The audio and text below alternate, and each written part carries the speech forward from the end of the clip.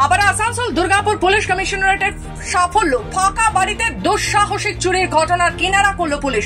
প্রসঙ্গত 28 মে দুর্গাপুর নগর নিগমের 20 নম্বর ওয়ার্ড এলাকার বিদ্যাসাগর পল্লীর বাসিন্দা মধুমিতা পালের বাড়িতে তার মেয়ের বিয়ের আগেই প্রকাশ্য দিবালোকে দুঃসাহসিক চুরির ঘটনা ঘটে। সর্বশান্ত হয় ওই পরিবার। দুর্গাপুর থানার এজন ফাঁড়ির ইনচার্জ এসআই রমজুর রহমানের নেতৃত্বে তদন্ত শুরু হয়। চলতি মাসের 2 তারিখ দুর্গাপুরে 8 নম্বর ওয়ার্ডের নিশানহাট বস্তি এলাকা থেকে চুরি করা সামগ্রী সহ একজনকে গ্রেফতার করে পুলিশ।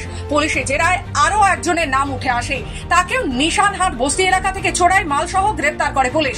ধৃতদের দুর্গাপুর মহকুমা আদালতে পেশ করা হলে বিচারক তাদের 7 দিনের পুলিশ হেফাজতের নির্দেশ দেন। শনিবার আসানসোল দুর্গাপুর পুলিশ কমিশনারেটের এসিপি সুবীর রায় একটি সাংবাদিক বৈঠক করেন। এছাড়াও এদিন উপস্থিত ছিলেন দুর্গাপুর থানার সিআই রণবীর বাগ এবং দুর্গাপুর থানার আধিকারিক সঞ্জীব দে।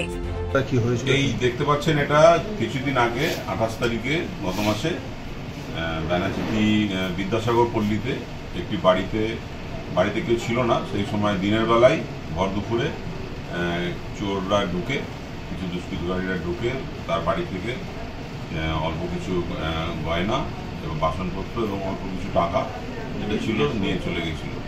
এবং জানা যায় যে সেই বাড়ির মেয়ের কিছুদিন পরেই তার বিয়ে ছিল। তো এজন ফাঁড়ির বড়বাবু রমজুর রহমানের নেতৃত্বে তদন্ত শুরু হয়।